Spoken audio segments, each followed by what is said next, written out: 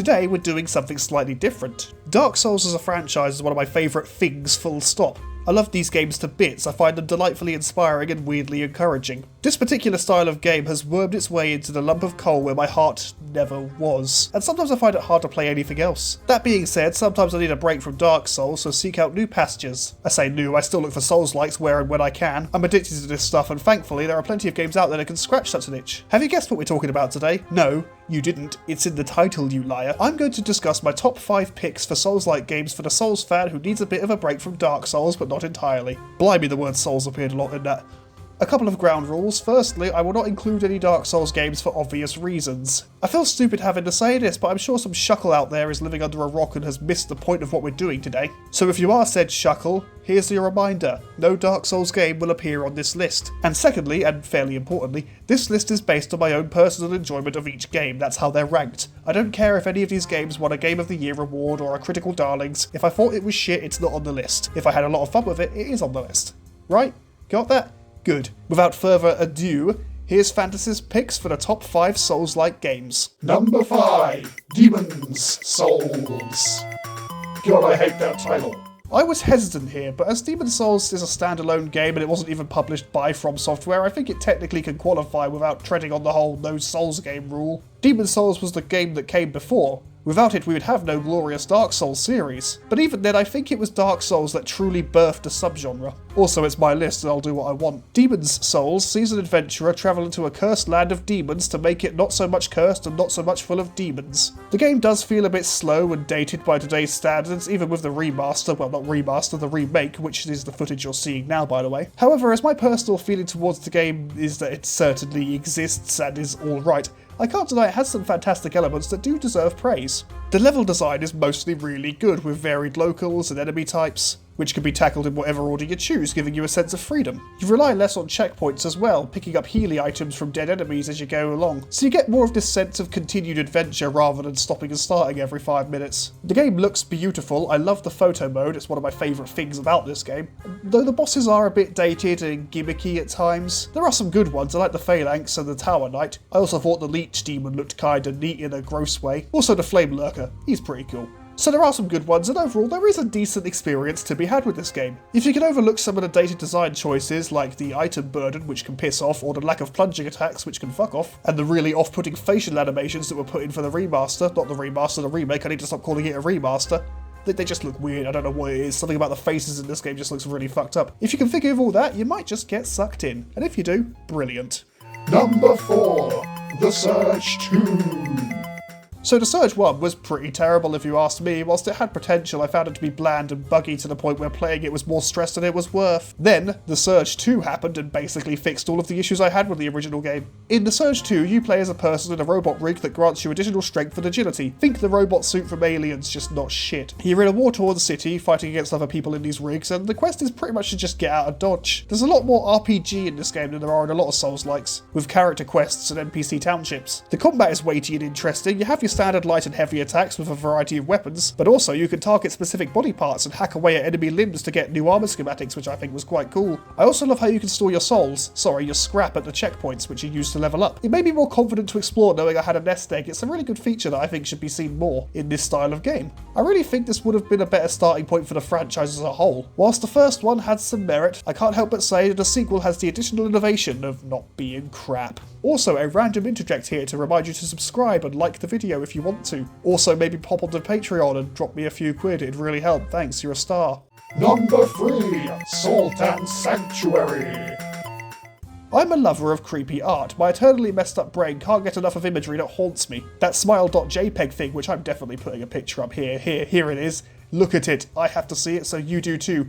That thing still unnerves me to my very core, and yet I love that thing in spite or rather because of this. Sultan Sanctuary achieves a Souls-like feel right out of the gate with its beautifully bleak art style, and with its hideous looking characters which I find somewhat endearing. Just look at these things. The game is supposedly about a princess that you need to rescue, but there's some war going on, but the real plot is basically this is a Dark Souls style game, and there be bosses to slay. The game does have some issues. Firstly, the 2D plane does screw with you a bit when you've got enemies jumping in and out of the screen, landing attacks and then pissing off again. Some enemies have attacks that lower your maximum HP and stamina, which is just screwing the player over for no good reason. And also the game is poor at explaining itself, which admittedly is a Souls-like quality, but not one of the better ones. That can be a good one, but you know, it's how it's done really. Sometimes a little bit of guidance isn't bad, you know? Whilst I do have complaints about this game, I did play it for ages and found that it was a truly charming work of art. That's what it is. Like Dark Souls, it's a work of art. Despite its issues, I'll still go back for it from time to time. I might even finish it one day. I love these creepy little dudes. I love this whole world. It just looks really nice and it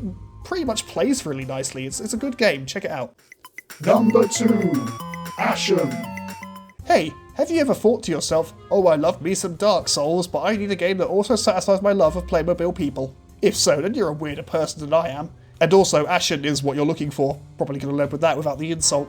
Ashen has a similar setup to the majority of these games. You're in a dying world and you need to stop it from dying. In this case, you need to restore the light and save the Ashen, which is a giant bird thing. One thing I do find intriguing about the game is that you don't increase your character's stats by, you know, leveling up at checkpoints. You do character quests and these give you bonuses, which I think is quite neat.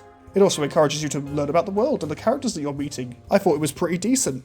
I also like how your hub world seems to get more and more built up over time. It's quite cool. From what I understand, the game also has more of a focus on co-op because you're usually joined by an NPC partner, which other players can apparently take over. At least again, that's what I was told happens. I don't know if that's true. I never actually engaged with that part. I'll also admit that of all the Souls-likes I've played, this is definitely the one I've played the least of, and I feel like I'm doing it a bit of a disservice because it's not bad. It's pretty decent. It's just one, and I feel bad saying this, but it's one I just tend to forget, which doesn't, again, it just doesn't do it justice because it is a pretty good little game. Definitely worth playing. Number 1. Ender Lily, Quietus of the Nights. Okay, that title feels like nonsense. Unlike the other games that have appeared here, this one is one of the few games that I've ever played that I can't really think of any negative points about because it's so well put together in my mind. It's just so competent and lovely. This one might be cheating a bit because it has more in common with old Metroidvania style games rather than direct Souls-like. So why is it here, you ask? Well, it was tagged as a Souls-like in the Steam store, so who am I to call Steam a liar? The game is about a young, pure girl with a collection of guardian spirits, who has been tasked with curing the world of its blight.